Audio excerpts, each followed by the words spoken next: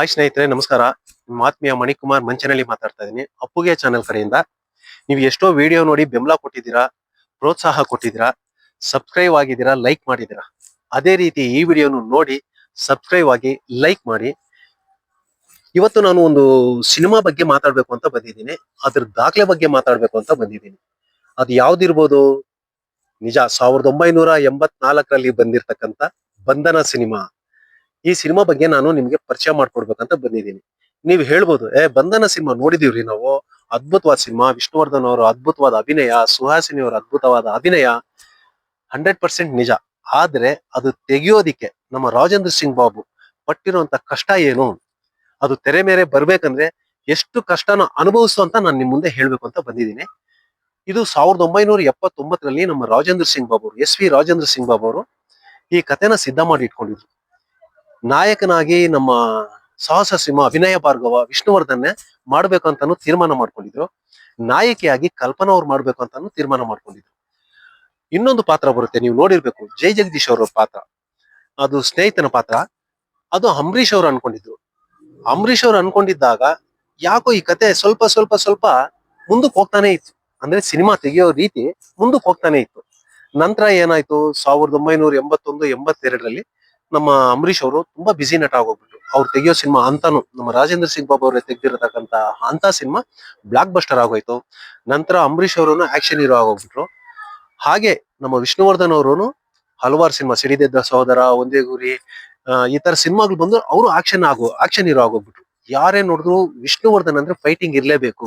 ಅಷ್ಟೇ ಯಾಕೆ, ನಾನು ವಿಷ್ಣುವರ್ಧನ್ ಅವ್ರ ಫೈಟ್ಗೋಸ್ಕರನೇ ನಾನು ನಮ್ಮ ಮಂಚನಹಳ್ಳಿಯಿಂದ ಚಿಕ್ಕಬಳ್ಳಾಪುರ್ಗೆ ಹೋಗಿ ಸಿನಿಮಾ ನೋಡ್ಕೊಂಡ್ ಬರ್ತಾ ಇದ್ದೆ. ಅಷ್ಟೊಂದು ಆಕ್ಷನ್ ಪ್ರೇಮಿ ಆಗ್ಬಿಟ್ಟಿದ್ದೆ ನಾನು. ವಿಷ್ಣುವರ್ಧನ್ ಅಂದ್ರೆ ಫೈಟ್, ಈ ತರ ಆಗೋಗ್ಬಿಟ್ಟಿತ್ತು. ನಂತರ ಏನ್ ಮಾಡಿದ್ರು, ವಿಷ್ಣುವರ್ಧನ್ ಅವರು ಬಿಸಿ ಆಗೋದ್ರು, ನಮ್ಮ ಅಂಬರೀಷ್ ಅವರು ಬಿಸಿ ಆಗೋದ್ರು. ಆದ್ರೆ ನಮ್ಮ ರಾಜೇಂದ್ರ ಸಿಂಗ್ ಬಾಬು ಅವ್ರಿಗೆ ಈ ಕತೆ ಮಾತ್ರ ಮನ್ಸಲ್ಲಿ ನಿಂತ್ಕೊಂಡ್ಬಿಟ್ಟಿತ್ತು. ಹೇಗಾದ್ರೂ ಈ ಸಿನಿಮಾ ಬರ್ಲೇಬೇಕು, ಅವ್ರು ಎಷ್ಟೇ ಬಿಸಿ ಆದ್ರೂ ನಾನು ಈ ಸಿನಿಮಾ ತೆಗಿಲೇಬೇಕು ಅನ್ನೋ ನಿರ್ಧಾರ ಮಾಡ್ಕೊಂಡ್ಬಿಟ್ಟಿದ್ರು. ಹಾಗೆ ಹಾಗೆ ಹಾಗೆ 81, 82, 83 ಆಗೋಯ್ತು. ನಂತರ ಏನ್ ಮಾಡಿದ್ರು, ವಿಷ್ಣುವರ್ಧನ್ಗೆ ಕೇಳಿದ್ರಿ ಸಿನಿಮಾ ಮಾಡೋಣ ಅಂತ. ನಿಮ್ಮ ಡೈರೆಕ್ಷನ್ ಅಲ್ಲಿ ನನ್ ನಂಬಿಕೆ ಇದೆ, ಖಂಡಿತ ಮಾಡೋಣ ಅಂತ ಹೇಳಿದ್ರು. ಆದ್ರೆ ನಮ್ಮ ನಾಯಕಿ ಕಲ್ಪನಾ ಅವರು ಅವಾಗ ಇರ್ಲಿಲ್ಲ, ತೀರ್ಕೊಂಡ್ಬಿಟ್ಟಿದ್ರು. ಇದಕ್ಕೆ ಸೂಕ್ತವಾದ ನಾಯಕಿ ಯಾರು ಅಂತ ಯೋಚನೆ ಮಾಡ್ತಾರೆ. ಅವಾಗ ಸುಹಾಸಿನಿ ಮೇಡಮ್ನ ಅನ್ಕೊಂಡ್ರು ಅವ್ರು. ಸುಹಾಸಿನಿ ಮೇಡಮ್ ಇದಕ್ಕೆ ಸೂಕ್ತ, ಅವರು ಕಲ್ಪನಾ ತರಾನೇ ಅಭಿನಯ ಮಾಡಿ ಈ ಸಿನಿಮಾನ ನಿಲ್ಲಿಸಬಲ್ರು ಅನ್ನೋ ಒಂದು ನಂಬಿಕೆ ಬಂತು. ಹಾಗೆ ಸಿನಿಮಾನು ಪ್ರಾರಂಭ ಆಯ್ತು. ಸಿನಿಮಾನು ಮುಗೀತು, ತೆಗೆದ್ರು. ಬಟ್ 27 ಲಕ್ಷ ಆ ಸಿನಿಮಾಗೆ ಖರ್ಚು ಮಾಡಿದ್ರು. 27 ಲಕ್ಷ ಅಂದ್ರೆ ಈಗಿನ ಲೆಕ್ಕದ ಪ್ರಕಾರ 27 ಕೋಟಿ ಅಂತಾನೆ ಅನ್ಕೊಳ್ಳಿ. ಆಗ ನಿರ್ಮಾಪಕರು ನಮ್ಮ ಎಸ್ ವಿ ರಾಜೇಂದ್ರ ಸಿಂಗ್ ಬಾಬುನೇ ಆಗಿದ್ರು, ನಿರ್ದೇಶಕರು ಅವರೇ ಆಗಿದ್ರು. ಎಷ್ಟೋ ಜನ ಡಿಸ್ಟ್ರಿಬ್ಯೂಟರ್ಸ್ ಅಂದ್ರೆ ವಿತರಕರು ಈ ಸಿನಿಮಾ ತಗೊಳಕ್ಕೆ ಮುಂದೆ ಬರ್ಲಿಲ್ಲ. ಯಾಕೆ? ಪ್ರತಿಯೊಬ್ಬರಿಗೂ ಗೊತ್ತಿತ್ತು ವಿಷ್ಣುವರ್ಧನ್ ಅಂದ್ರೆ ಆಕ್ಷನ್ ಹೀರೋ, ಅವ್ರ ಸಿನಿಮಾಗ್ ಬರೋದು ಅವ್ರ ಆಕ್ಷನ್ ನೋಡಿನೇ ಬರ್ತಾರೆ.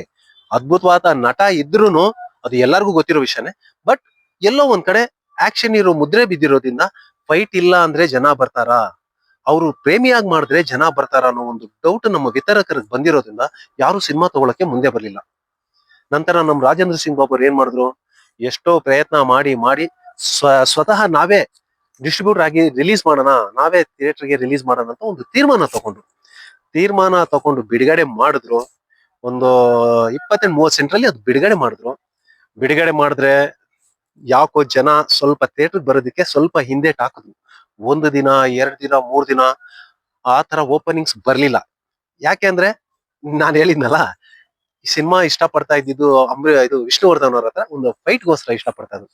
ನಂತರ ಸಿನಿಮಾ ನೋಡ್ಕೊಂಡು ಬಂದವರು ಸಿನಿಮಾ ಬಗ್ಗೆ ಹೇಳಕ್ ಸ್ಟಾರ್ಟ್ ಮಾಡಿದ್ರು. ಅದ್ಭುತವಾದ ಕತೆ, ಅದ್ಭುತವಾದ ಸಿನಿಮಾ, ವಿಷ್ಣುವರ್ಧನ ಅಭಿನಯ ಅಂತೂ ನೋಡಕ್ 2 ಕಣ್ಣು ಸಾಲದು ಅಂತ ಪ್ರತಿಯೊಬ್ರು ಬಂದು ಮೌತ್ ಪಬ್ಲಿಸಿಟಿ ಅಂತ ಹೇಳ್ತಾರಲ್ಲ, ಯಾವ ಪೇಪರು ಬೇಡ, ಯಾವ ಟಿವಿ ಮಾಧ್ಯಮ ಬೇಡ, ಯಾವ ಪಬ್ಲಿಸಿಟಿನೂ ಬೇಡ. ಜನ ಸಿನಿಮಾ ಮೆಚ್ಚಿಕೊಂಡು ಮೌತ್ ಪಬ್ಲಿಸಿಟಿ ಇದೆಯಲ್ಲ, ಅದು ಸಿನಿಮಾನ ಮೇಲೆ ಕೆತ್ಕೊಂಡು ಹೋಗ್ಬಿಡುತ್ತೆ. ಅದೇ ರೀತಿ ಒಂದು ವಾರ ಆ ನಂತರ ಬಂಧನ ಸಿನಿಮಾನ ಯಾರು ಹಿಡಿಯಕ್ ಆಗ್ಲಿಲ್ಲ. ಆ ತರ ಎಲ್ಲಾ ಶೋಸ್ ಹೌಸ್ಫುಲ್. ಎಷ್ಟು ದಿನ ಇರ್ಬೋದು? 50 ದಿನಾನ, 60 ದಿನಾನ? ನೀವು ನಂಬಲೇಬೇಕು. 27 ಸೆಂಟ್ರಲ್ಲೂ ಅದು 100 days, daily 3 shows, 100 days, 4 shows 100 days. ಅವಾಗ ಇವಾಗಿನ ತರ 5 ಶೋ 6 ಶೋ ಇರ್ಲಿಲ್ಲ ಬಿಡಿ. ಹಾಗೆಲ್ಲ 3 ಶೋ 4 ಶೋ ಎಲ್ಲಾನು ಹೌಸ್ಫುಲ್. ಒಂದು ವಿಷಯ ಏನಂದ್ರೆ 25 ಸೆಂಟರ್ ಅಲ್ಲಿ 25 ವಾರ ಓಡಿದೆ ರೀ ಸಿನಿಮಾದು. ನೋಡಿರೋರೆ ಯಾರು ಒಂದ್ಸಲ ನೋಡಿರೋ ದಾಖಲೆನೇ ಇಲ್ಲ. ಯಾರನ್ನೇ ಕೇಳಿ 3 ಸಲ ನೋಡಿದೀನಿ, 4 ಸಲ ನೋಡಿ. ಮಹಿಳಾ ಮಣಿಗಳಂತೂ ಮಹಿಳೆಯರು ಒಬ್ಬೊಬ್ರು 5-5 ಸರಿ 6-6 ಸರಿ ನೋಡಿರೋದು. ಯಾರಿಗೆ ಕೇಳಿ ಇವಾಗ ಅವಾಗಿನ ಜನರೇಷನ್ ಅವ್ರನ್ನ ಕೇಳಿ ವಿಷ್ಣುವರ್ಧನ್ ಸಿನಿಮಾದಲ್ಲಿ ನಿಮ್ಗೆ ಇಷ್ಟವಾಗಿರೋ ಸಿನಿಮಾ ಯಾವುದು ಅಂದ್ರೆ ಫಸ್ಟ್ ಹೇಳೋದೇ ಅವರು ಬಂಧನ. ಹಲವಾರು ಸಿನಿಮಾಗಳಿದೆ, ಇಲ್ಲ ಅಂತ ಹೇಳಿಲ್ಲ, ಸೂಪರ್ ಸಿನಿಮಾಗಳಿದೆ ವಿಷ್ಣುವರ್ಧನ್. ಆದ್ರೆ ಹೆಣ್ಮಕ್ಳ ಮನ್ಸಲ್ಲಿ ನಿಂತ್ಕೊಂಡಿರೋದು ಬಂಧನ ಸಿನಿಮಾ. ಅಷ್ಟು ಇತಿಹಾಸ ಸೃಷ್ಟಿ ಮಾಡ್ಬಿಡ್ತು ಆ ಸಿನಿಮಾ. ನಂತರ ಆ ಒಂದು ಪ್ರೇಮಿಯಾಗಿ ವಿಷ್ಣುವರ್ಧನ್ ಅವ್ರಿಗೆ ಒಂದು ಪ್ರೇಮಿಯಾಗಿನೂ ಇವ್ರು ಸಕ್ಸಸ್ ಮಾಡಬಲ್ಲರು ಅನ್ನೋದು ಒಂದು ಹೆಸರು ನಿಂತೋಗ್ಬಿಡ್ತು. ಹಾಗೆ ವಿಷ್ಣುವರ್ಧನ್ ಅವರು ಫ್ಯಾಮಿಲಿ ಸ್ಟೋರಿ ಆಗಿರ್ಬೋದು, ಲವರ್ ಸಿನಿಮಾ ಆಗಿರ್ಬೋದು, ಅದೇ ರೀತಿ ಆಕ್ಷನ್ ಸಿನಿಮಾ ಆಗಿರ್ಬೋದು, ಆಡು ಮುಟ್ಟದ ಸೊಪ್ಪಿಲ್ಲ, ವಿಷ್ಣು ಮಾಡದೇ ಇರುವಂತ ಪಾತ್ರ ಇಲ್ಲ ಅಂತ ಜನಗಳಿಗೆ ಮನವರಿಕೆ ಆಗೋಯ್ತು ರೀ. ನೀವ್ ಯಾರಾದ್ರೂ ಈ ಸಿನಿಮಾ ನೋಡಿಲ್ಲ ಅಂದ್ರೆ, ಇವಾಗ ನ್ಯೂತ್ ಹೇಳ್ತಾ ಇದೀನಿ, ನೋಡಿಲ್ಲ ಅಂದ್ರೆ ಖಂಡಿತ ಮಿಸ್ ಮಾಡದೆ ಈ ಸಿನಿಮಾ ನೋಡಿ. ನೀವೇನಾದ್ರೂ ವಿಷ್ಣುವರ್ಧನ್ ಫ್ಯಾನ್ ಆಗ್ಲಿಲ್ಲ ಅಂದ್ರೆ ಆಗ ಕೇಳಿ. ಇದು ನಾನು 100% ನಂಬಿಕೆ ಹೇಳ್ತೀನಿ. ವಿಷ್ಣುವರ್ಧನ್ ಸಿನಿಮಾಗೆ ನೋಡಿದ ತಕ್ಷಣ ಯಾರೂನು ಫ್ಯಾನ್ಸ್ ಆಗದೆ ಇರೋದಕ್ಕೆ ಚಾನ್ಸೇ ಇಲ್ಲ. ಇದು ನಾನ್ ಕಂಡ್ಕೊಂಡಿರೋ ಸತ್ಯ.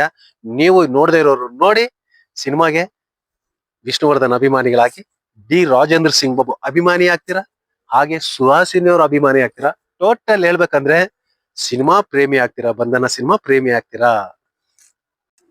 ಏನಪ್ಪಾ ಮಣಿಕುಮಾರ್ ವಿಷಯ ಹೇಳ್ದ, ಒಂದು ನಗೆ ಹನಿ ಹೇಳ್ತಾ ಇದ್ದ, ಅದನ್ನ ಮರ್ತೋಗ್ಬಿಟ್ಟ ಅಂತ ಅನ್ಸಿದ್ದಲ್ಲ? ಇಲ್ಲ, ನಿಜ. ಒಂದು ನಗೆ ಹನಿ ನಿಮಗೋಸ್ಕರ. ಒಬ್ಬ ಗುಂಡ ಬರ್ತಾ ಇರ್ತಾನೆ, ಅವಾಗ ತಿಮ್ಮ ಸಿಗ್ತಾನೆ. ಬಾರೋ ಅಂತ ಭುಜದ ಮೇಲೆ ಕೈ ಹಾಕೊಂಡು ಇಬ್ರು ಮಾತಾಡ್ಕೊಂಡು ಹೋಗ್ತಾ ಇರ್ತಾರೆ. ಮಾತಾಡ್ಕೊಂಡು ಹೋಗ್ತಾ ಇರೋವಾಗ ದಾರಿಯಲ್ಲಿ 3 ಬಾಂಬ್ ಸಿಗ್ಬಿಡುತ್ತೆ. ನೋಡ್ತಾರೆ, ಲೇ ತಿಮ್ಮ ಇಲ್ಲಿ ನೋಡು ಬಾಂಬ್ ಸಿಗ್ಬಿಟ್ಟಿದೆ ಅಂತ ಗುಂಡ ಹೇಳ್ತಾರೆ. ಏನೋ ಮಾಡೋದು? ಬೇಡಪ್ಪ, ಪೊಲೀಸ್ ಸ್ಟೇಷನ್ ಸರೆಂಡರ್ ಮಾಡ್ಬೇಡ ಪಾಪ, ನಮ್ಗೆ ಯಾಕೆ ಬೇಕಿತ್ತು ಅಂತ 3 ಇಟ್ಕೊಂಡು ಹೋಗ್ತಾ ಇರ್ತಾರೆ. ಇಟ್ಕೊಂಡು ಹೋದಾಗ ನಮ್ ತಿಮ್ಮಗೆ ಒಂದು ಡೌಟ್ ಬರುತ್ತೆ. ಅಲ್ಲ ಕಣೋ, 3 ಬಾಂಬ್ ತಗೊಂಡ್ ಹೋಗ್ತಾ ಇದೀವಲ್ಲ, ಒಂದೇನಾದ್ರು ದಾರಿನಲ್ಲಿ ಢಾಮ್ ಅಂತ ಸಿಡಿದ್ಬಿಟ್ರೆ ಏನೋ ಮಾಡೋದು ಅನ್ನತ್ತೆ. ಅದಕ್ಕೆ ಗುಂಡ, ಅದಕ್ಕೆ ಯಾಕೋ ತಲೆ ಕೆಡ್ಸ್ಕೊಂತ್ಯಾ, ನಮ್ಗೆ 2 ಸಿಕ್ಕಿದ್ದು ಅಂತ ಪೊಲೀಸರ ಹತ್ರ ಸುಳ್ಳು ಹೇಳಿದ್ರೆ ಆಯ್ತು ಅಂತ ಹೇಳದ್ನಂತೆ. ಹೆಂಗೆ?